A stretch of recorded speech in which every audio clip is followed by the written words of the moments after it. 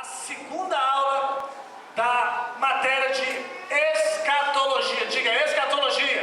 Escatologia. Escatologia é a doutrina das últimas coisas. Vamos a ela, amém? Bem, aqui a gente tem a definição de escatologia. Escatos é o último, no grego, escatologia é estudo. Então é estudo das últimas coisas. No que concerne a igreja, a escatologia é o estudo das profecias que falam sobre o fim dos tempos. O tempo final da igreja na terra, ok? Muito bem, vamos lá. Bem, os principais fatos que a gente vai abordar será a vinda de Jesus, a grande tribulação, o julgamento das nações, o milênio, o juízo final e o novo céu e a nova terra. Estou passando rápido essa parte, porque essa parte já foi vista semana passada. Ok? Muito bem. A vinda de Jesus e os fatos ligados ao arrebatamento da igreja são a ressurreição dos mortos, que é a primeira ressurreição, o rapto da noiva, que é o arrebatamento da igreja. Diga, arrebatamento da igreja. Não é arrebentamento, é arrebatamento da igreja. Glória a Deus. Muito bem. Depois vem o tribunal de Cristo, as coroas reservadas para o povo de Deus, o galardão reservado para os crentes. E por que cremos que Jesus voltará? Tem uma razão por que devemos crer. A extensão da vinda de Jesus. Eu dei uma palhinha aqui a semana passada sobre a profundidade da obra de Cristo. A gente tem uma visão muito pequena do sacrifício de Jesus. Normalmente, nós, os crentes, olhamos para o sacrifício de Cristo na cruz e a gente tem aquela visão assim, não, Jesus morreu para nos salvar, ponto. Não. Isso é só uma parte do que de verdade ele veio fazer. Ok? Na verdade, diga, na verdade, o que Jesus veio fazer foi cumprir uma parte importante no plano da redenção. A salvação, ela é apenas um ponto dentro do plano da salvação. Que no plano da salvação, no plano da redenção, na salvação está incluso somente a salvação do homem. Diga, somente a salvação do homem. Okay? Mas, quando a gente diz plano da redenção, aí está incluso todo o planeta, toda a criação, inclusive os céus. Quando Deus fala de salvação, Ele está se referindo ao homem, ao ser humano, ao descendente de Adão. Ok? Mas, quando falamos do plano da redenção, aí não. Aí está incluso os céus e a terra. A redenção, ela é muito maior do que só a salvação. A salvação está contida dentro da redenção. Mas a redenção é um plano muito maior. Entenderam isso? Diga comigo. A redenção implica Isso. A redenção implica na restauração de tudo aquilo. Aliás, vamos falar restituição, que é uma palavra melhor. Achei a palavra melhor. A redenção implica na restituição de tudo aquilo que o homem perdeu.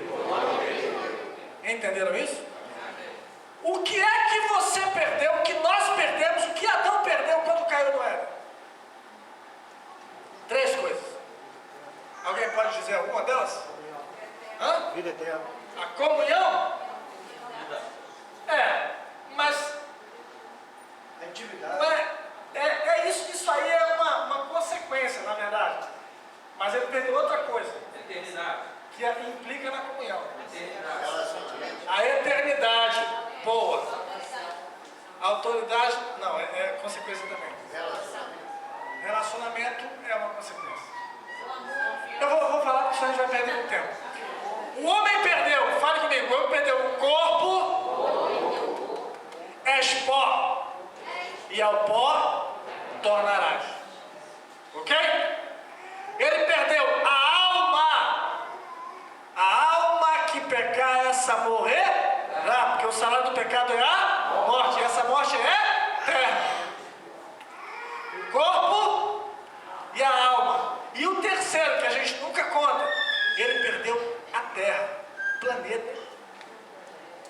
Quando Deus fez o mundo, quando ele terminou, ele entregou para Adão. Adão, toma, é tua, domina sobre ela. Ela passou a ser de Adão. Salmo 115 diz: os céus são os céus do, mas a terra deu ele aos filhos dos homens. Então, esse planeta aqui, a gente fala assim, não, isso aqui está na mão de Deus. Não está não, querido, de jeito nenhum. Ele entregou na mão de Adão. E o sem vergonha pecou, e porque pecou se tornou escravo do pecado. E como ele é escravo do pecado, o diabo, que é o senhor do pecado, se assenhoreou dos bens do escravo. Escravo não tem propriedade. Tudo que é dele, na verdade, é do dono dele. Não é assim? Muito bem. Então, como Adão vendeu a sua primogenitura para o diabo se tornou senhor e ele escravo. Tudo que pertencia ao escravo, o mundo, está na mão do diabo. Jesus falou assim: o mundo jaz no, não está na mão de Deus. Aí tem gente assim, mas por que Deus deixa tanta guerra, tanta fome, tanta peste, tanta maldade, tanta violência no mundo? Porque não está na mão dele. O mundo está na mão do diabo. Ele entregou na mão do homem, o homem perdeu para o diabo.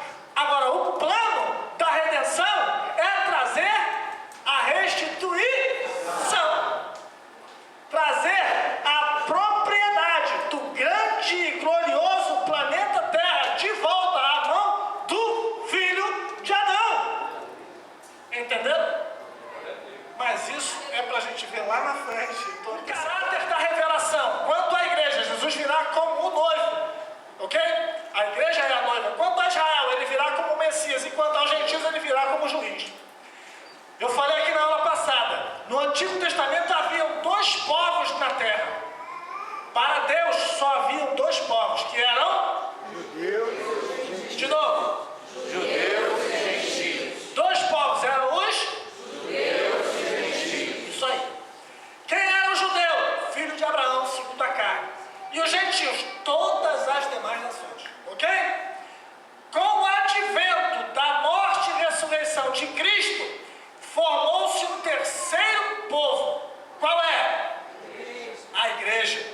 A igreja é um povo tirado dentre os povos. Tem judeu que é a igreja. Tem gentil que é a igreja. Nosso caso, por exemplo. Ok? Muito bem. Então, ó. Mas ainda continua existindo, concomitantemente, tanto gentil como judeu quanto a igreja. Ok? Então, quando Jesus vier, o caráter da sua vinda, ele é um para cada um desses 3 povos. Para a igreja, ele vem como o noivo, porque ela é a noiva. Para Israel, ele vem como o Messias prometido. E para os gentios, ele vem como o juiz. Para eles não há misericórdia. Esse é o tempo da salvação. Esse é o dia aceitável. Se tem alguém do seu lado, diga assim: aproveita agora. Aproveita agora. Aleluia. Bem, a segunda vinda de Cristo, ela vem em 2 fases. Muito bem. É o rapto, que é para a igreja, e a revelação, que é a segunda vinda para o mundo todo. Claro que elas não acontecem simultaneamente. Não combina. Eu falei isso aqui semana passada. De um lado, Jesus vem e ninguém vê. Só quem vê é a igreja. E ele não toca aqui. Por outro lado, quando ele vier, ele vem como um relâmpago que aparece do Oriente até o Ocidente. Todo olho o verá. Então essas 2 fases não se combinam, elas são distintas. Na primeira fase é o rapto da igreja, o arrebatamento. No rapto há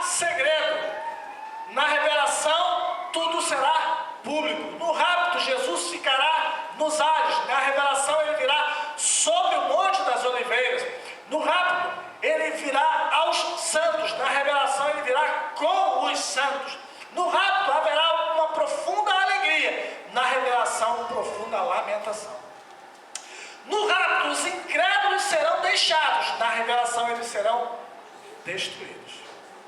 É complicado. Diga para quem está falando, aproveita agora. Bem, isso aqui eu vou deixar para depois, senão a gente vai não dá, deixa para cá. Falei das dispensações, né? Nós estamos ali, ó, igreja. Você vê que a gente está lá no final da escada. Já estamos no penúltimo degrau. Então, olha para quem está falando e fala assim, aproveita agora. Estamos descendo a ladeira. Gente, eu não sei se eu vou chegar aí. Isso aqui é um problema. Eu não sei se eu vou conseguir chegar aqui. Isso aqui é o Apocalipse quadro a quadro. Ok? Prestem atenção. O Apocalipse, para começar, é um livro que todo mundo o tem como enigmático. Um livro complicado, cheio de trombetas, taças, ais. Não é? É só pegar o Apocalipse que você vai pegar. Ai! Não é verdade? Mas na verdade, irmãos, tudo que começa na Bíblia começa em Gênesis. Tudo que termina na Bíblia termina em Apocalipse. Ok? Por que o Apocalipse parece até macumba? É 7 isso, 7 aquilo, 7 aquilo outro. Que negócio é esse? Tem algum pai de chiqueiro aí? Muito bem. Pai de santo é Deus. Vamos lá. Voltando. Porque a numerologia bíblica ela é muito coerente. Ok? Os números no texto sagrado, eles são definidos pela profecia. Por exemplo, todas as vezes que você lê na Bíblia que o número 1 está em evidência, ele está aparecendo muito, ali está sendo colocado em evidência a figura do Pai na Trindade. Deus, o Deus Trino, o Elohim. Lembra lá de Gênesis 1? Bereshit bara Elohim. Elohim é o nome de Deus como Criador. Sempre que o número 1 está em evidência, é o Criador que está em evidência. Entenderam isso? O número 2. O número 2 na Bíblia é sempre um número divisível. Sempre que o número 2 está em evidência, é alguma coisa que é divisível. Haverá 2 no campo. Um será levado, o outro será deixado. Eu não tenho tempo para falar os detalhes, senão a gente vai perder. E aonde eu quero chegar está lá na frente. Número 3. Sempre que o número 3 está em evidência, é a Trindade que está em evidência. Ok? Pai, o Filho e o Espírito Santo. Número 4. Sempre que o número 4 está em evidência na Bíblia, está se falando desse planeta aqui. É a Terra. Os 4 cantos da Terra. Os 4 anjos que foram, entenderam? É a Terra. A evidência sobre o planeta. Ok? Número 5. Eu não vou falar tudo, não, senão eu vou perder muito tempo. Mas vamos lá. Termina aí, pastor. Vamos pular um pouquinho. Número 6 é o número do homem, vocês já sabem disso. Por isso que o número do anticristo é 6, que é a É o 5, trindade. o 5. 5. Eu estou tentando lembrar. Ah, tá. Boa, O boa. computador falhou. Não. Pensando, ajuda. Estou tentando aqui, tudo bem. Vamos lá. Depois a gente pega, vai dar um boot, aí volta. O 7. 7 todo mundo sabe, não é isso? 7 é o número da perfeição. Bem mais alto, você pode melhorar isso aí, vai, enche o pulmão aí, vai. 7 é o número da perfeição. Vocês estão pior do que eu. Não. Fala mais alto, ajuda. 7 é o número da perfeição. É errado. Não é o número da perfeição. Não é não? Não é não. Se fosse, o diabo não tinha 7 cabeças e 10 chifres. Ele é perfeito? Não. O 7 na Bíblia é o número da plenitude.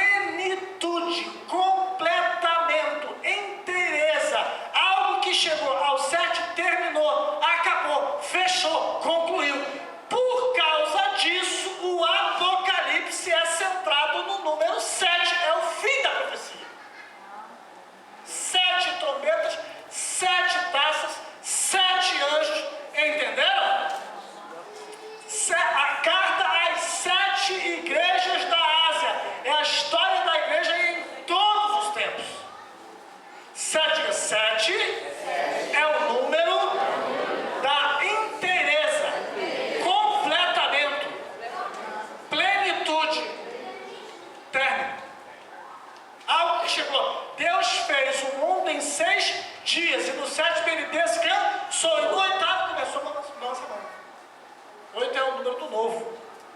Ok? 10 é um número arredondado. Sempre que você vê na Bíblia o número 10, várias vezes, é um número arredondado. É alguma coisa que é tão grande que não dá para mensurar. Então é dito 10 vezes 10.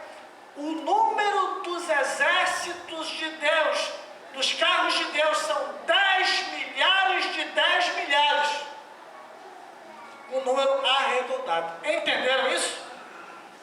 Eram 10 virgens. Ok? Muito bem. Pastor Carinho, Sim, vai. 40. Eu já ouvi falar que 40 é o tempo de provação para aprovação. É verdade isso? Na verdade, não. A gente tira isso lá do deserto. 40 tem dois números para geração na Bíblia. É o 40 e o 70. Ok? Para se levantar uma nova geração, são 40 anos. Para se terminar uma geração, são 70. A nossa, Salmo 90 diz assim, nossa vida vai até os 70 anos.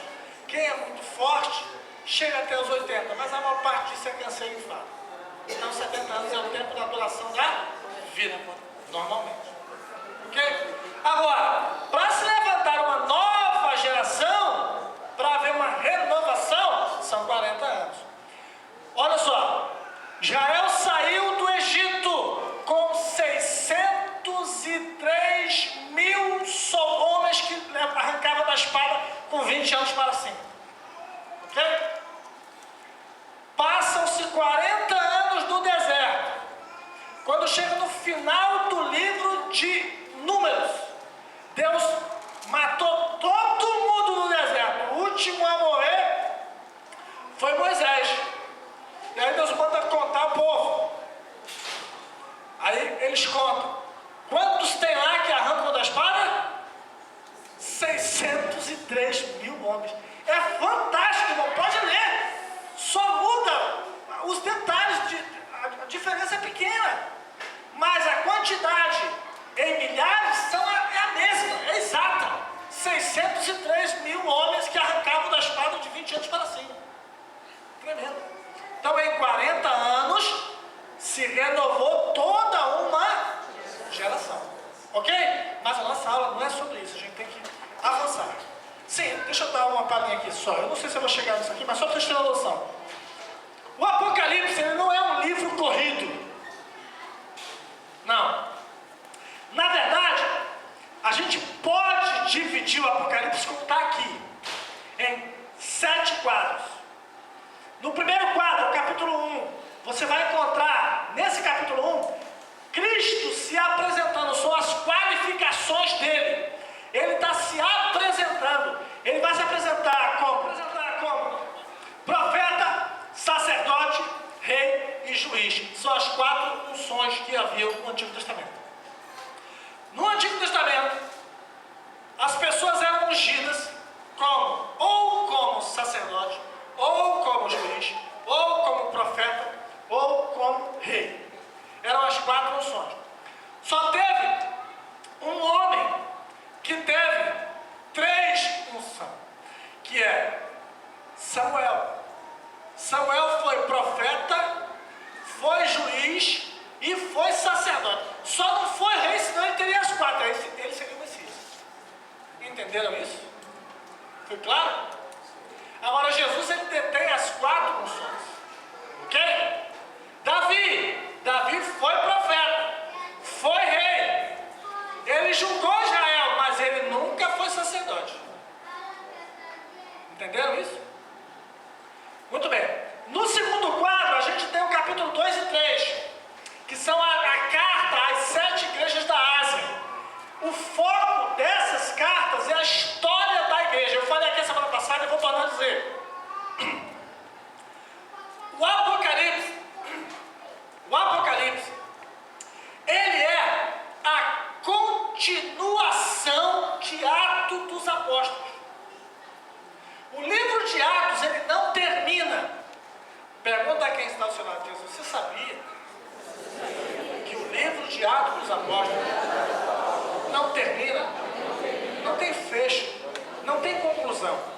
Nas epístolas, todas terminam assim: saudai a fulana, a beltrana, e ficai com a graça e a paz. E sempre há uma saudação final, uma recomendação. Mas Atos não tem. Atos para de ser escrito. Atos dos Apóstolos, ele simplesmente é uma parada abrupta e não continua. Aí pergunta a tentação: você sabe por que Atos não termina? Porque Atos é o registro da história da igreja. Quem está escrevendo os detalhes dessa história somos nós. Você está entendendo isso? Atos para. O Apocalipse começa no capítulo 2 falando da carta à igreja de Éfeso. É a igreja do tempo dos apóstolos. Mas essas cartas são genéricas, elas falam somente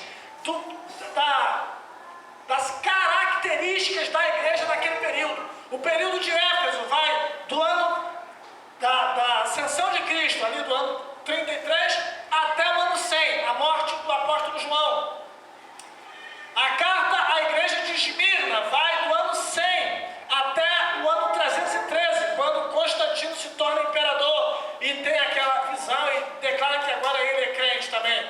Foi o primeiro falso crente da história, né? Deixa eu falar. Muito bem, tem um monte de Constantino hoje em dia. Vamos voltar aqui. A carta à igreja de Sardes, né? Sardes é a igreja imperial, é aquela igreja aonde Satanás habita. Está dito lá, ó, eu sei onde você está, onde Satanás habita. Ok? Essa igreja que é idólatra. Para essa igreja ele se apresenta como filho de Deus, para uma igreja que adora Maria. Ele fala: não sou filho dela, não, sou filho de Deus. Depois vem a igreja de Tiatira, a igreja chafurdada na idolatria, a igreja que está vendendo perdão, a igreja que está fazendo acordo com o mundo, a igreja onde, se na igreja de Sardes Satanás habitava, na igreja de Tiatira é onde está, onde eles conhecem as profundezas de Satanás, eles se aprofundaram na doutrina do diabo. E aí adoram Maria, adoram um monte de estátua, acende vela, cultua morto, faz um monte de coisa. E o sacerdote é celibatário, quando Deus nunca mandou fazer isso. Moisés nunca houve um sacerdote com maior intimidade com Deus do que Moisés. É dito pelo próprio Deus: tem algum sacerdote para que eu fale com vocês? Falando com Miriam e Arão, irmãos dele. Com Moisés não precisa. Com ele eu falo cara a cara e face a face. Mas esse homem deu um conselho para Deus. No dia que Deus falou assim: Moisés, Deus estava com um gosto de sangue na boca, estava escorrendo pelo canto da boca assim. Ele virou para Moisés: o povo se corrompeu lá embaixo. Deixa que eu mate ele, eu vou fazer de você, Moisés, uma grande nação. Se Deus fala isso para alguns líderes de hoje, diga misericórdia. Glória a Deus. Aí, Moisés devolve. Gente, eu estou falando de um camarada de barro, igual a gente, falando para o Todo-Poderoso: Senhor, o que as nações vão dizer de ti? Aí Deus, a ficha cai, né? Aí Deus devolve. Tá bom, Moisés, mas desce lá, porque o teu povo não é mais dele, é tudo de Moisés. O teu povo se corrompeu, vai! Aí Moisés desce, acontece aquele negócio todo. Agora, onde eu quero chegar? Eu quero chegar a seguir. Esse homem que nunca ninguém teve essa intimidade, só ele. Esse homem casou 2 vezes. Casou com... Me ajuda aí. Moisés, Zípora.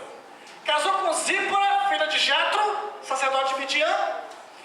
Zípora lá na frente morre, aí Moisés casa com outra mulher. É isso, Quetura. Casa com Quetura. Não, Quetura é banana. Ah, irmã. Entendeu? É isso aí, né? É revelação. É revelação. Só foi olhar para o pastor Nivaldo, veio. Aleluia. Você está entendendo? Agora, preste atenção. Por que hoje os sacerdotes que não chegam nem perto não podem casar? Só para pensar. E um detalhe, tá? Só uma informação para você. Até o ano 1100, se eu não me engano, eu posso estar errado em alguns poucos anos, mas se eu não me engano é 1100. Até o ano 1100, os padres casavam. A lei do celibato só entrou na Igreja Católica a partir do ano 1100, se eu não me engano. Tá? Isso devido à questão de herança, porque os padres na época só entravam para o mosteiro, as crianças só entravam para o mosteiro mediante um dote muito alto dos seus pais. Então só quem podia ser padre na idade média, na alta idade média, eram os filhos dos ricos, que era honra para uma família ter um filho padre. E aí esses camaradas entravam e eles eram herdeiros de riqueza. E aí o Papa, se eu não me engano, Leão X, estabeleceu, não, a partir de agora ninguém casa. Por quê? Morrendo eles, toda a fortuna fica para a Santa Sé. Ok? Mas vamos aqui. Vou voltar aqui, senão assim não. Aqui, de novo. O primeiro quadro. Sim, aqui as igrejas, capítulo 2 e 3. No capítulo 4, eles estão superpostos, estão entendendo aqui? Por quê? João, no início do capítulo 4, ele recebe uma ordem. Até aqui, João está na ilha de Pátimos, no plano terreno. Ok? Entenderam isso? Quando chega no capítulo 4, é dito para ele assim, ó, e vi uma janela aberta no céu, e um dos anciãos diz para mim, um dos seres viventes, né? Sobe para aqui. Ele sobe. Ele saiu do Kairos, do nosso tempo, e do Cronos. Obrigado. Ele saiu do Cronos, que é o nosso tempo, e entrou no Kairos, o tempo de Deus. Agora dá para fazer. Nós temos o quadro. Isso. Semana passada eu fiquei devendo isso para vocês. O nosso tempo é passado, presente, futuro. Ok? Isso são as dimensões do nosso tempo. É o Cronos. Agora, o tempo de Deus é o que era, o que é e o que há de vir. Todo o nosso passado, presente e futuro cabe dentro do é de Deus. Por isso, Deus vê o tempo inteiro o que você é, o que você foi e o que você ainda vai ser. Entenderam isso? Muito bem. Ele sai do plano terreno e entra no celestial. Olha para aquela câmera ali. O Apocalipse até o capítulo 3, João está vendo as coisas de baixo, aqui na terra. No capítulo 4 ele sobe, ele vai para o céu. Ele vê o trono, ele vê os 4 seres viventes, ele vê os 24 anciões, ele vê o céu. Ele está no Kairos. É como se você tivesse uma câmera agora filmando lá em cima. Ele vai ver o Apocalipse acontecer no céu. Ele vai ver a causa, as ordens que saem do trono, os anjos tocando as trombetas, entendeu? As coisas saindo do trono. Isso vai durar até o capítulo 11. No capítulo 12, ele desce de novo para a terra. Ele vai ver tudo de novo. É como se ele voltasse no tempo outra vez. Só que agora ele vai ver o efeito. Tudo que aconteceu ele vendo lá, a causa, agora ele vai ver o que aquilo produziu de efeito aqui. Ele vai ver tudo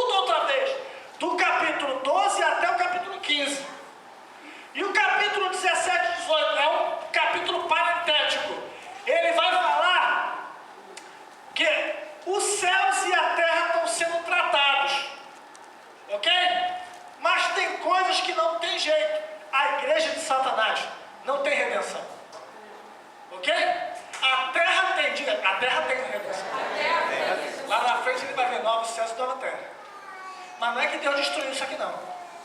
Diga, Deus não pode destruir esse planeta. Por quê? Ele prometeu a alguém: os mansos herdarão a terra. Ele não pode dar para ninguém. Ele não pode destruir. Ele já deu isso aqui para mim. Ok? Mas como é que a gente vai ver novos céus e nova terra?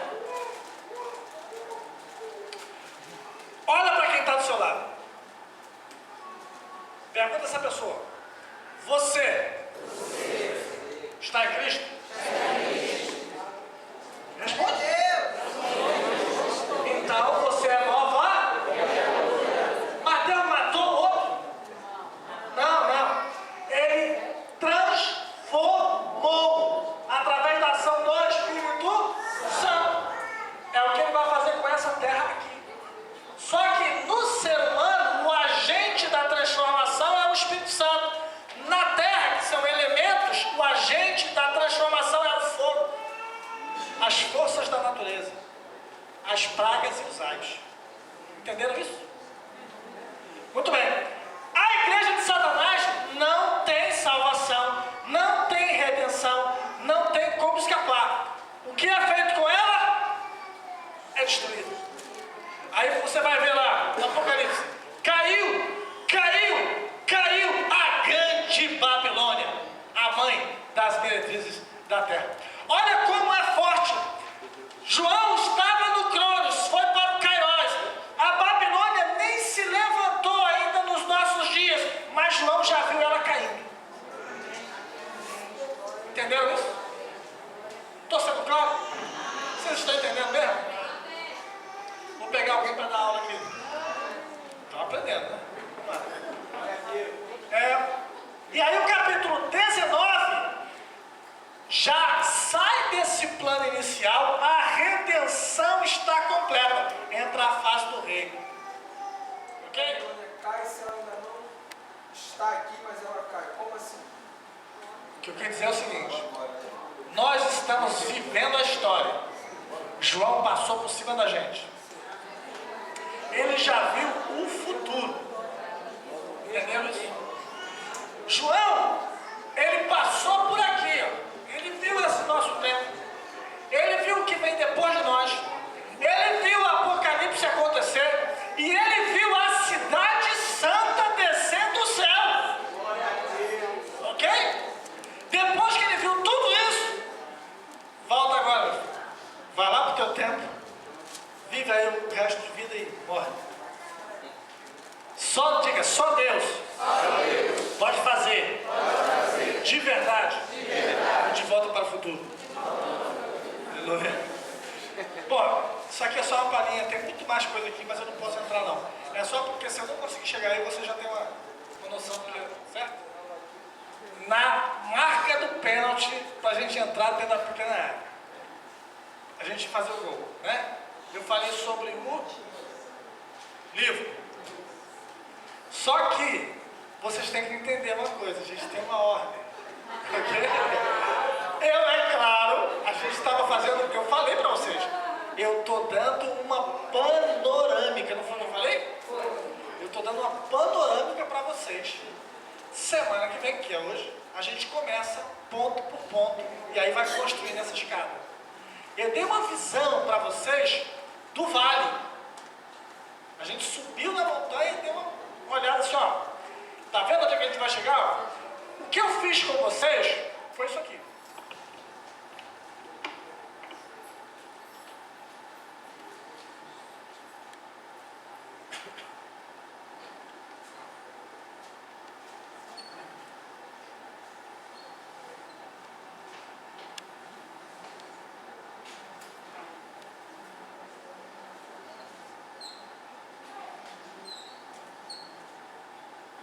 Imagine que isso aqui são várias montanhas, vários pontos.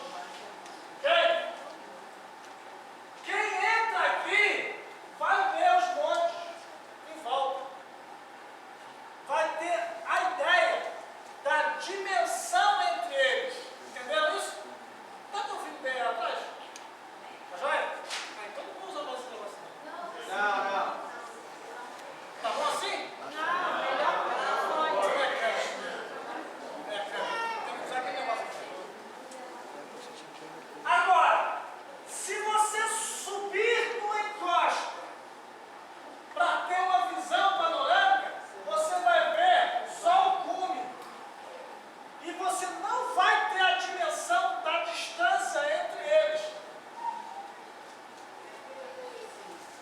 fiz com você a semana passada foi isso aqui, ó.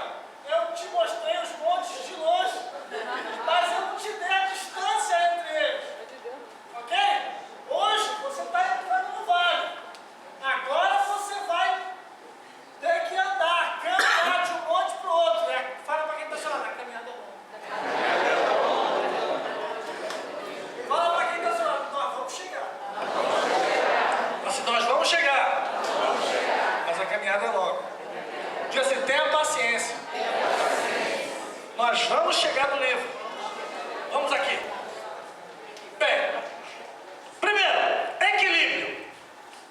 Agostinho escreveu assim, ó, nas coisas essenciais, diga, unidade. Nas não essenciais, e em todas as coisas, nós não temos a pretensão de ser uma unanimidade. É claro e é lógico que se você conversar com outra pessoa sobre o que nós vamos ensinar aqui, alguns homens de Deus vão ter visões diferentes daquilo que nós vamos ensinar aqui. Até porque, em se tratando de escatologia, falamos de profecia, diga assim, profecia. Em se tratando de profecia, em parte conhecemos. E em parte profetizamos. Ou seja, conjecturamos. Ok? Quando é que a gente vai conhecer inteiro? Quando ele vier. Não há como precisar a profecia. Por quê? Porque a profecia ela tem uma linguagem própria. Diga, a profecia tem uma linguagem própria. Diga, é a linguagem profética. A linguagem profética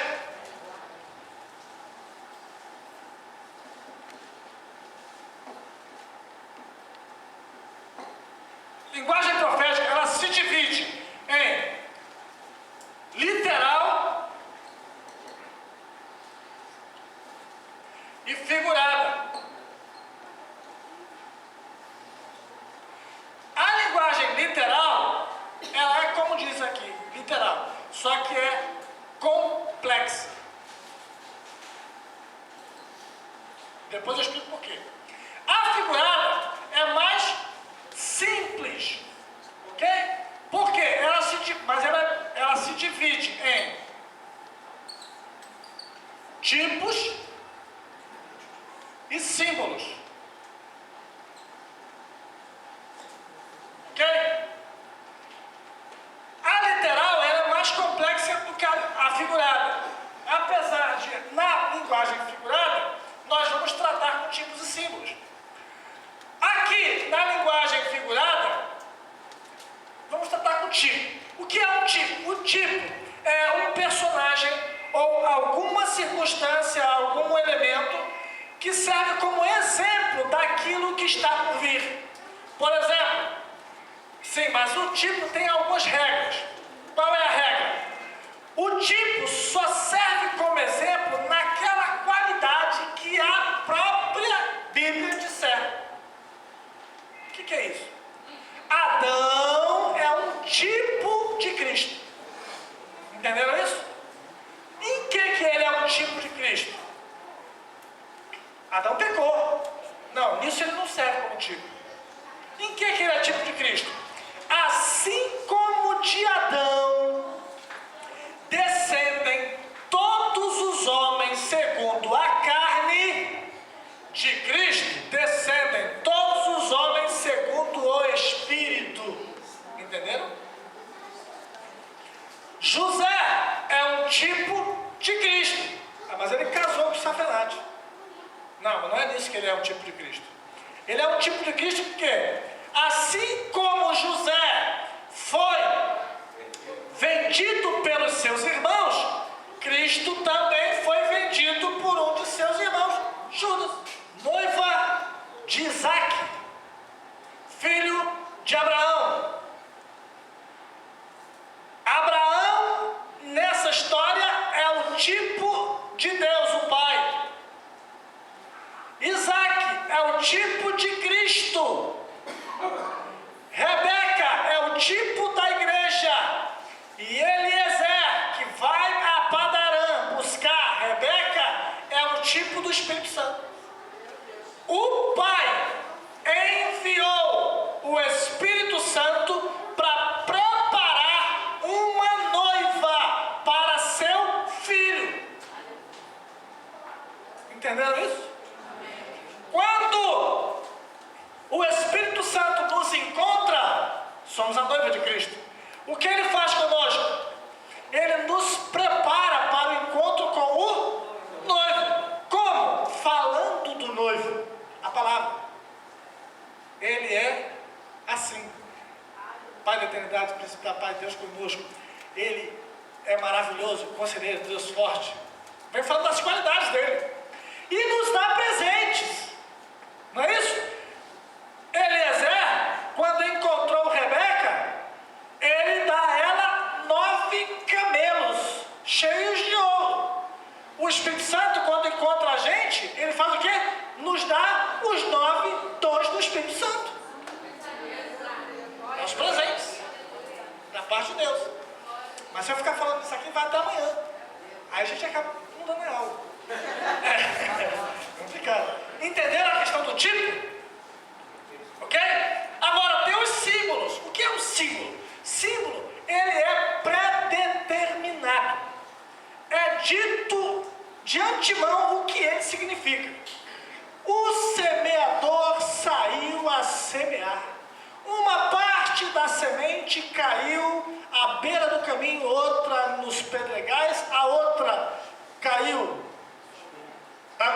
os pássaros levaram, e a quarta caiu em boa terra. Aí o próprio Jesus vai explicar: a semente é a palavra, o solo é o coração. A semente que caiu em boa terra é aquela que cai no coração daquele que crê na palavra e vai fazer o que foi determinado. Essa é a boa terra. O símbolo é explicado. Entenderam isso? Isso é a linguagem profética. Eu estou falando isso aqui para poder chegar em outro ponto. Porque se é assim, a gente tem que construir uma escada. Senão você não vai entender quando eu chegar lá. Já a linguagem literal, diga a linguagem literal. É mais difícil. Apesar de ser literal, é mais complicado. Por quê?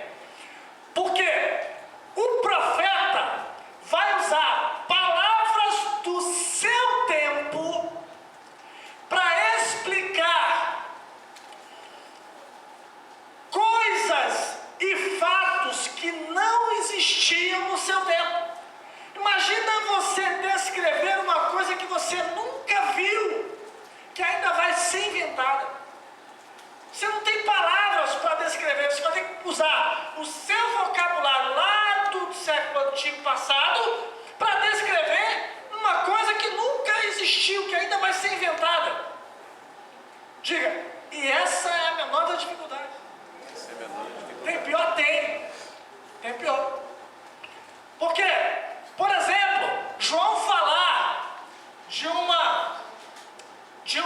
avião que não tinha no tempo dele, jogando bomba sobre a terra, ele vai fazer o quê? Eu vi uma águia voando pelo meio do céu, cuspindo fogo. É o que ele vai fazer, a analogia vai ser essa, ok? Mas e quando o profeta tem que descrever com palavras antigas e humanas realidades celestiais, que nem aqui na terra existe até hoje? E eu vi 4 seres viventes que tinham 4 faces. Eu vi um cordeiro cheio de olhos por diante e por detrás. Eu vi junto ao rio Quebar um querubim que era fogo da cintura para baixo e da cintura para cima era fogo puro. E eu pergunto até hoje, por que não falou que era tudo fogo? Linguagem profética. Entenderam isso? Agora vamos lá. Ok, linguagem profética. O Apocalipse, as profecias, elas têm essa questão da linguagem própria, a linguagem Muito bem. E aí tem, juntando essas coisinhas fáceis aqui, tem mais um fator complicador. Qual? O profeta, no auge da profecia, ele começa no natural e pula para o espiritual sem dar aviso. Ele usa a linguagem profética de uma forma que você às vezes fica sem entender. Por quê? Do mesmo tempo que ele está usando a linguagem literal, ele pula para a figurada sem dar aviso nenhum. E aí você que tem que descascar esse abacaxi. Ele começa dizendo assim: tu eras o rei de Tiro. Está falando de um homem, do mandatário terreno, de um camarada que era rei de uma cidade, que existiu de verdade. E aí, de repente, sem aviso, ele pula. Mas tu eras querubim ungido. Nunca foi. Está falando do cara? Não. Ele usou a figura do humano para falar da queda do querubim, de Satanás. Ele vai usar como trampolim um homem que deixou a soberba entrar no seu coração. E vai, a partir desse homem, descrever como foi a queda de Satanás do céu. Qual foi o pecado do diabo. E não avisa nada para ninguém.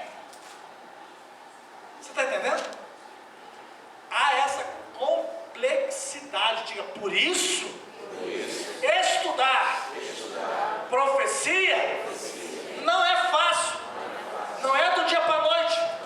Não tem pelim-pim-pim.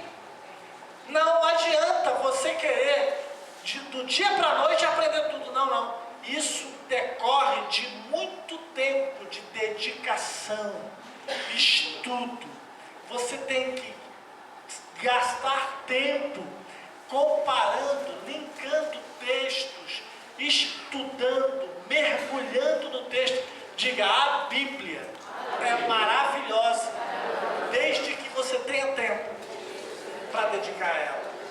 Você precisa sair do Facebook, você precisa sair da internet, desligar um pouco da televisão. Você precisa dar um pouquinho mais de tempo para Deus e menos para o diabo, para assim Deus poder botar aí dentro as ferramentas que Ele vai usar na sua vida. Você quer ser usado por Deus, mas você vive dando tempo para o diabo e depois tem a cara de madeira e diz: eu não tenho tempo para ler a Bíblia. Mentiroso. Fala para quem está ao seu lado assim: Deus está falando contigo? A segunda parte,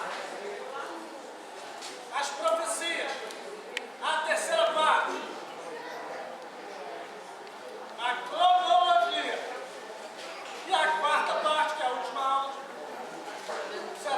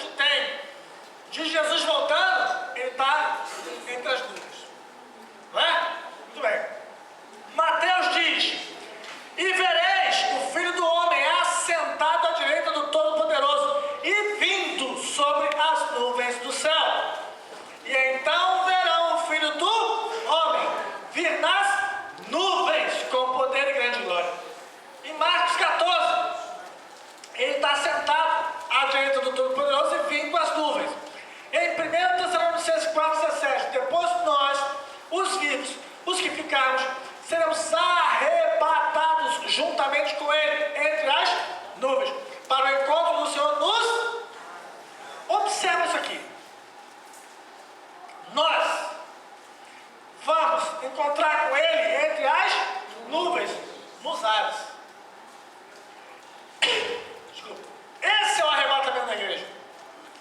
Ele não toca aqui. É um encontro secreto. É o noivo encontrando com a noiva no altar. Entenderam? Ele não toca aqui. Diga, Israel.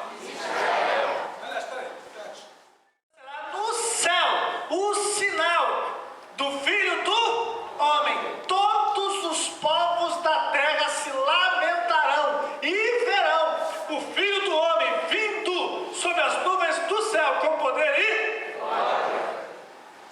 Lucas, então se verá o Filho do Homem. Vocês estão entendendo o contraste? O ladrão e o público. De uma forma, ele vem como ladrão, ninguém vê. Isso é o rapto da igreja, é o arrebatamento. Ok? Da outra forma, ele vem publicamente, todo olho o verá. Ele vem como um relâmpago, que se mostra do Oriente até o Ocidente. Ok? Apocalipse 1:7. Eis que vem como as nuvens, e todo olho o vê. Até quantos o transpassaram, e todas as tribos da terra se lamentarão sobre ele. Deixa eu dizer uma coisinha sobre as nuvens. Irmãos, está mais do que claro aqui que ele vem nas nuvens. Esse dia vai ser um dia diferente. Vai ser um dia nublado. O que tem isso de diferente? Só que vai ser na terra toda. Já imaginou? Um dia nublado no mundo inteiro? Porque ele vem em todos os lugares. Não é só num lugar. Ok? Muito bem. E ele vem cavalgando. Olha aí, ó, Apocalipse 19:11. Vi o céu aberto. E eis um cavalo. E o seu cavaleiro se chama Fiel e julga e peleja com. Fala alto, irmão. Os seus olhos são como chama de. Na sua cabeça há muitos de ar. E tem um nome escrito que ninguém conhece, não ele mesmo. Está vestido com um manto tinto de sangue. Irmão, lá do céu. Quando Jesus chegou, ele tirou as vestes aplicadas de sangue, sujas de sangue, e mandou guardar. O anjo da lavanderia deve ter pegado, levar para ele. Não, esse não. Não, esse não, guarda. Pode guardar. Mas está sujo, é isso mesmo. É com esse que eu vou descer. Ele vai descer com um manto salpicado de sangue. Aquele com que ele subiu. Para mostrar que ele é aquele que morreu. Quando ele descer, ele vai colocar os pés sobre o Monte das Oliveiras. No monte que ele subiu, ele vai descer. E quando ele descer, ele vai colocar os pés lá. O monte vai se abrir. Sabe o que vai acontecer? Nas próximas aulas. Posso falar? Posso antecipar. Vocês gostam, né? Mas não posso falar não. Senão não perde a graça.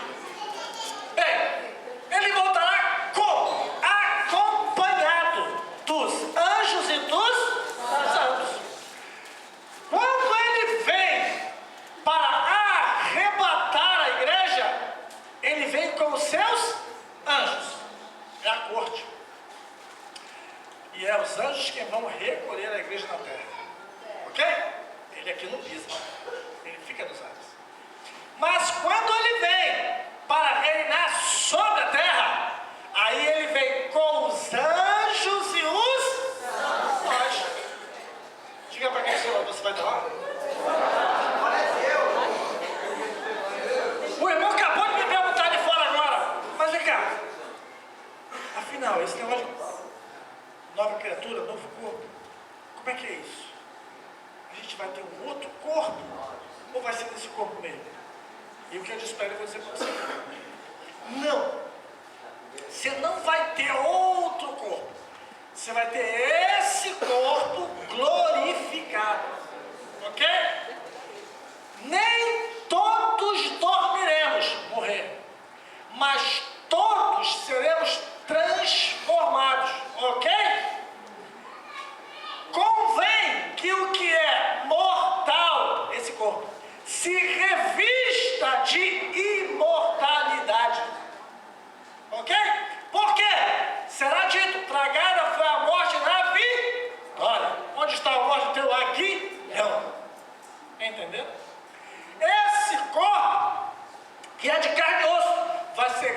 revestido de glória.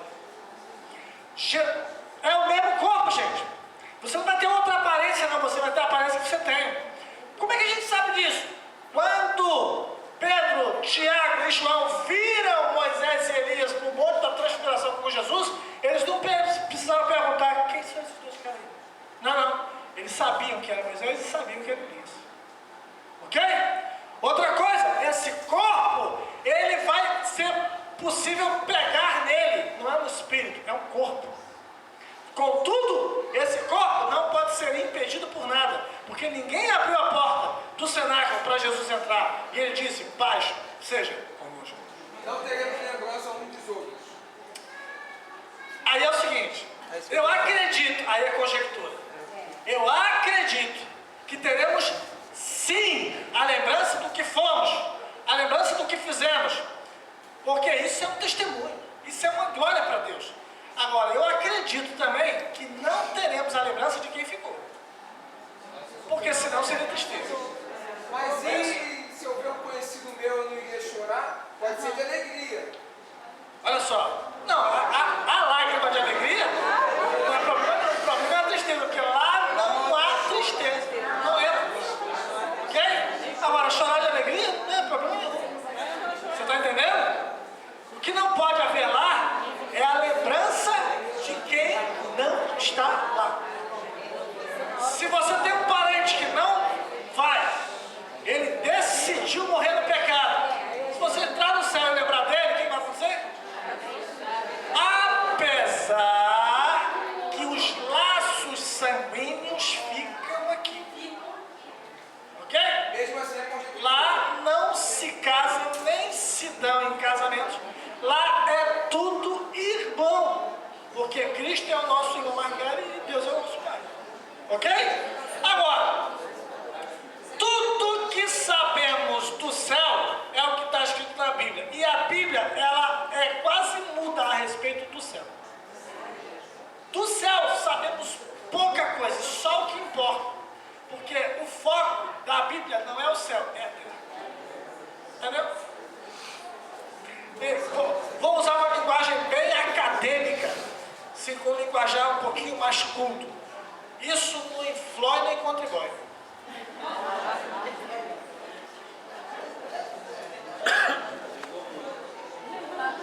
Vamos lá? Quando Cristo voltará?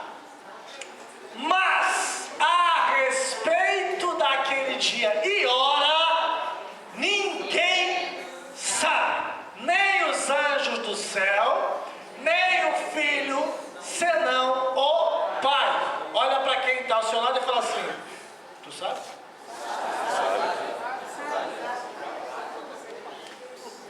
Responde. Fala assim agora para ele. Eu também não. Agora, Apocalipse 17, olha o que está escrito lá. Mas no dia da voz do sétimo anjo, quando tocar a trombeta de Deus, se cumprirá o segredo. Isso é o maior segredo do céu. É o dia da voz. É um segredo de Deus. Muito forte. Aí alguém fala assim: não, mas Jesus não sabia quando estava aqui. Agora ele já sabe. Não sabe não. Por que não sabe? Eu não vou entrar nisso hoje. Isso é assunto da quarta aula, as festas judaicas. Tá? Mas eu vou dar só uma palhinha para você. O noivo entre os judeus, o casamento judaico, ele tinha algumas regras, ele seguia um ritual, a cerimônia era complexa. O noivado, eu estou falando do casamento segundo a lei de Moisés, ok? Claro que hoje muita coisa já mudou e tem judeu que não está nem aí para a lei de Moisés.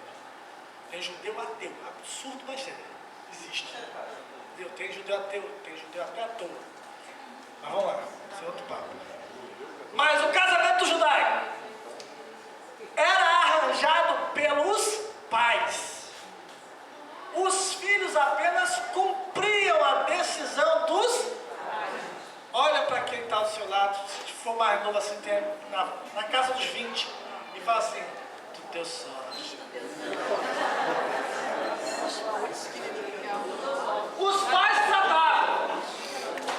E não tinha namoro, era noivado. Porque era firmado um compromisso. Ia o pai do noivo com o noivo na casa da noiva, falar com o pai da noiva e tratar o casamento. E eles tratavam, a partir de hoje, a Maria está comprometida com o José. Ok? Então, nós vamos embora. Daqui a mais ou menos um ano a gente volta. O José vai comigo, pai do noivo. Mas a Maria já está comprometida. Não pode ter mais ninguém. Ele vai comigo para ele preparar a casa para ela. Quando é que ele volta? Ele só volta quando a casa estiver pronta. E quando a casa estiver pronta, ele vem buscar a noiva para morar. É o casamento. Mas tem um detalhe. A casa, quem vai fazer é o José. Mas quem vai inspecionar a casa e dizer para o José, agora é o pai. O filho faz a casa, mas quem dá a ordem é o pai. O filho fica na expectativa da ordem do pai. Pode buscar sua noiva. Jesus falou assim, olha, vou preparar lugar para que aonde eu estiver, vós estejais também. Ele foi preparar. Aquele já está pronto. Ele está na expectativa da ordem do Pai. Forte, hein? Amém? Mas essa ordem está ligada com outra coisa. Qual? A festa das trombetas. Porque na festa da trombeta, sabe o que acontecia? Você vai saber na aula 4. Gente, tem muita coisa para você saber. Você vai ficar maravilhado. Quando chegar as festas judaicas, você vai ficar impressionado do quanto Deus preparou aquilo. Aí você vai ficar com nojo de chocolate. Não tem nada a ver com o cordeiro. Não tem nada a ver com Páscoa. Não tem nada a ver com isso. Você vai ver a beleza, o que Deus planejou. Porque tem Páscoa, Pentecostes, Tabernáculo. Por que a Páscoa é dividida em 3 festas? Páscoa, pães ázimos, primícias. Pentecostes é sozinho. Depois, os tabernáculos são 3 festas. Primícia, Yom Kippur, perdão, e o tabernáculo propriamente dito. Tudo isso é profético, tem um simbolismo cronológico. E eu não posso falar hoje. Mas, nesses dias vai se cumprir o quê? O segredo de Deus. Diga, Deus tem um segredo. Deus tem um segredo. Nem para Jesus ele abriu. Glória a Deus. Ô, glória. A gente precisava pregar mais sobre isso. Bem, aqui você tem. Sim, ó, isso é importante. Mas vamos lá. Isso aqui é um gráfico do que é o tempo do fim. Nós estamos aqui na era da igreja, do Calvário até aqui. Esse pequeno espaço leva 2000 anos já, 2014 anos. Né? Muito bem. O que nós esperamos para agora, para já, para logo, é o arrebatamento da igreja. O arrebatamento da igreja, ele é o estupim de todo o resto do que vai acontecer, que é o Apocalipse. Ok? Muito bem. Aqui, ó, quando a igreja for arrebatada, recomeça a última semana de Daniel. Ok? Claro. Isso aqui é uma visão pré-tribulacionista, ok? E pós-milenista. Eu não tenho tempo para falar sobre isso. Mas isso aqui é o seguinte, se o arrebatamento fica antes ou depois da tribulação. E se o milênio fica depois ou antes, ou durante. O que nós acreditamos é que o arrebatamento fica antes, ele desencadeia tudo. E que o milênio vem depois de tudo. Essa é a nossa fé, essa corrente teológica que a gente acredita. Estou mostrando para vocês que tem outras, mas eu não vou perder tempo de mostrar as outras. Eu estou falando daquilo que eu acredito, ok? Tá na benção? Se você quiser saber mais sobre essas outras duas, você vai para a internet, bota lá. Então ali o acordo do anticristo, ele vai ser depois.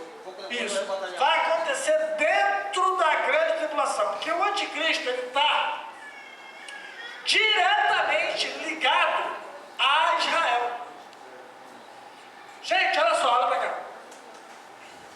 O agente de Deus hoje, nesse tempo, no planeta Terra, é a igreja. Tudo que Deus vai fazer aqui, Ele faz através da igreja. Amém? Amém. Lamentavelmente ela não está tão afinada assim com Ele. Triste. Agora mesmo a igreja no Brasil perdeu uma oportunidade de ouro.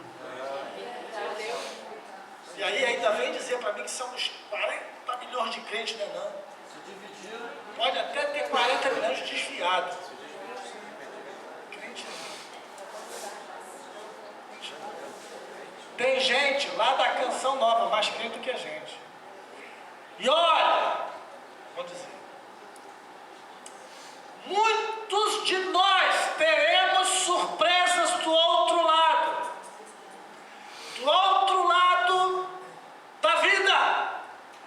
Quando chegarmos lá, vamos ter surpresas. Tem gente que você jura que vai estar lá e não vai estar. Por outro lado, tem gente que você julga que esse não vai. E chega lá, tu vai... mas... Aí você vai fazer igual aquele que você está fazendo aqui. É verdade, tem gente assim. Porque o nosso padrão de aferição é externo, é visual, é por fora, é de aparência. E Deus, como disse para Samuel, ele vê por dentro. Certa vez, eu estava no meu portão, colocando 1 metro de areia lavada para dentro, e eu fui pro portão, lógico, né? Eu sou pastor, estava de terno e gravata. De terno e gravata, era calor de meio-dia, mais ou menos. Eu estava lá, inclusive do lado assim, tinha um pratinho com o pão da Santa Ceia e o cálice. Eu estava de short, camiseta e colocando areia para dentro, suado que só a misericórdia. Tu lá, e pedi, Senhor, manda alguém. E mandou. Aí o irmão passou de casa e voltou. Ficou assim olhando, e eu olhando para ele. Eu tô vendo que ele está na dúvida. Pastor Carlinhos? Graças a Deus! Eu se eu não é porque eu estou com a roupa de mar quente.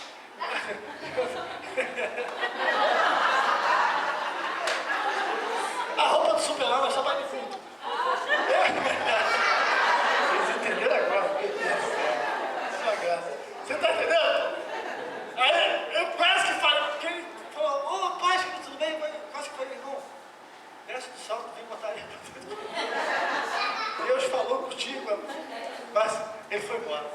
Aí eu fiquei pensando, poxa vida, ele viu por fora. Ele podia ter olhado a alma. Porque a gente tem essa mania de julgar por fora. Você, na igreja, graça, pai, graça, pai, graça, pai, graça, pai, graça, pai. Aí você encontra com a pessoa na loja americana, na Casa Bahia, na C&A, passa por você que parece que nunca te viu, não sabe disso.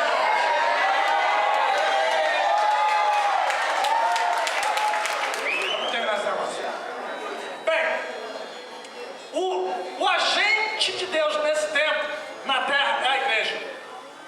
Quando acontecer o arrebatamento da igreja, Deus vai se voltar para Israel. Entenderam isso? E presta atenção,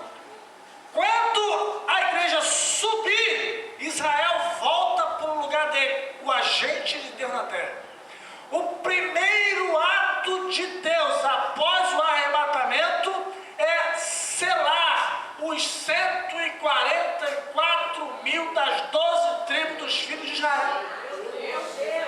Eles, a partir daí, serão os agentes de Deus nessa terra. De novo. E aí o anticristo vai enganar a Israel, não é a igreja. Que a igreja subiu. A igreja subiu. Mas os que ficaram? Não tem 5 virgens loucas?